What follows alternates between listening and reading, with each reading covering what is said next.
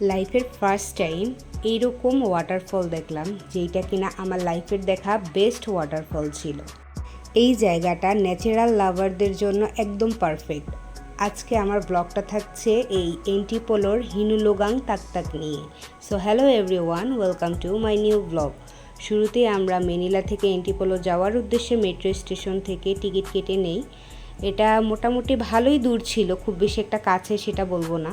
তারপর দেখলাম মেট্রোটা আন্ডারগ্রাউন্ড দিয়ে যাচ্ছে। সচরাচর এই দেশে মেট্রো উপর দিয়েই যায়, তো এই ফার্স্ট টাইম আমি এটা দেখলাম।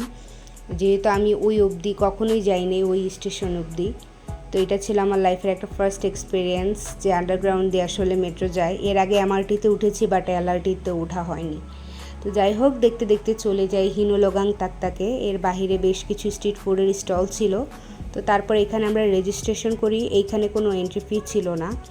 এটা পুরাটাই আসলে একেবারে বলা যায় যে একদম প্রাকৃতিক পরিবেশ ছিল। তো আমি যখন সিঁড়ি বেয়ে নিচে নামছিলাম, এটা যেহেতু পাহাড়ের উপরে অবস্থিত, তো আমি যখন সিঁড়ি বেয়ে নিচে নামছিলাম তখনই আমি ঝর্ণার যে সাউন্ড সেটা শুনতে পাচ্ছিলাম, পানির যে সাউন্ড। তো সেটা শুনে আমি অনেক বেশি হ্যাপি হয়ে গিয়েছিলাম। আর এইরকম পানি পাবো ঝর্ণায়, সেটা আমি একেবারেই অ্যাকসেপ্ট করিনি। বিকজ এখন যেহেতু সামার চলতেছে, সো সামারে অনেক গরম থাকে, রিসেন্টলি কোনো বৃষ্টি হয়নি। সো এরকম ওয়াটারফল আসলে আমি কখনোই কল্পনা করি না। আমি হয়তো ভেবেছি হয়তো পানি অনেক কম থাকবে, বাট এটা ছিল আমার লাইফের দেখা বেস্ট একটা ওয়াটারফল। এর আগে আমি বাংলাদেশে অনেক অনেক জায়গায় ওয়াটারফল দেখেছি, বাট এইরকম পানিসহ, এত পানিসহ ওয়াটারফল দেখিনি। সো এটা আমার কাছে ছিল বেস্ট। আর এই পুরো এরিয়াটাই ছিল খুবই নিরিবিলি, কোনো নয়েজ ছিল না, কিছু ছিল না, শুধু ঝর্ণার পানির যে সাউন্ড সেটাই পাওয়া যাচ্ছিল।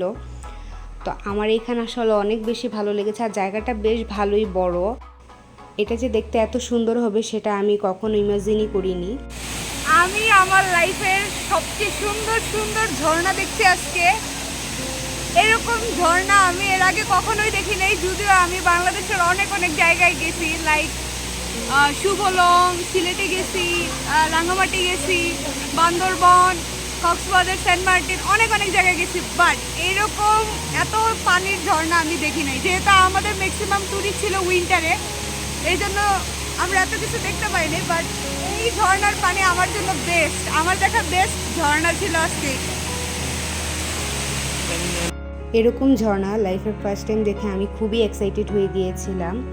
আরেকটা জিনিস আমি মনে প্রাণে খুব বিশ্বাস করি, ভ্রমণ শুধু আপনার মনকে রিফ্রেশই করে না, আপনার সৃষ্টিকর্তা এই পৃথিবীকে কত সুন্দর করে সাজিয়েছে সেটাও আপনি উপভোগ করতে পারবেন এবং একবার হলেও স্মরণ করতে পারবেন।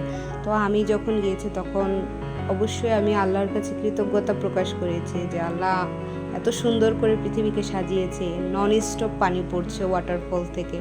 সো এগুলা ভাবলেও আসলে অন্যরকম একটা ফিলিংস কাজ করে, আলহামদুলিল্লাহ। তো তারপরে দেখলাম এই পাশে অনেকগুলা বক ছিল, ওই পাশে এন্ট্রি নিষেধ ছিল, ওই পাশে পুরোটাই ঘন জঙ্গল ছিল, সো ওইদিকে যাওয়া নিষেধ। তাই দূর থেকেই আমরা এই বকগুলোর পিকচার নিচ্ছিলাম, ভিডিও নিচ্ছিলাম। এছাড়াও আরও অন্যান্য অনেক পাখি দেখেছি, মাছরাঙা দেখেছি। আর আরেকটা সাইডে ছিল এই পুলটা। এই পুলটা একটা নির্দিষ্ট সময় পর্যন্ত ব্যবহার করা যায়। সো আমাদের যেহেতু পুলে নামার কোনো ইন্টেনশন ছিল না, আমরা সেই জন্য যাইও নি। আর আমরা এটা লাস্ট টাইমেই গিয়েছিলাম, খুব বেশি একটা আগে যেতে পারিনি, যেহেতু আমরা মেনিলা থেকে রওনাই দিয়েছিলাম প্রায় দুপুরের দিকে। তো ওখানে যেতে যেতে আমাদের বিকাল হয়ে যায়। তো তারপরে ওঠার সময় আমার অনেক কষ্ট হচ্ছিল, এটা প্রচণ্ড কষ্ট হচ্ছিল, কারণ যেহেতু উঠতে অনেক বেশি শ্রমের প্রয়োজন হয়, নামতে আসলে এতটা কষ্ট ফিল হয় না, বাট উঠতে কিন্তু অনেক বেশি কষ্ট হয়। তো যাই হোক, আমরা বের হয়ে যাই। বের হয়ে যাওয়ার পরে এই স্পাইডারাল ওয়েব যেটা, সেটা দেখে এখানে আসলে উঠা যায়, বাট সেই দিন কনস্ট্রাকশনের কাজ চলছিল, এই জন্য আসলে আমরা উঠতে পারিনি। এছাড়া ওখানে আরও অনেক অ্যাক্টিভিটিস ছিল যেগুলো কিনা আন্ডার কনস্ট্রাকশনে ছিল। তারপর বাইরে বের হয়ে আমার হাজব্যান্ড পাহাড়ি কিছু আম কিনে, এগুলো প্রচণ্ড মিষ্টি ছিল। তো আজকে আমার ব্লগ ছিল এতটুকুই। সবাইকে আমার ব্লগ দেখার জন্য অনেক অনেক ধন্যবাদ। সবাই আমাদের জন্য দোয়া করবেন, ভালো থাকবেন। আল্লাহ হাফেজ, থ্যাঙ্কস ফর ওয়াচিং।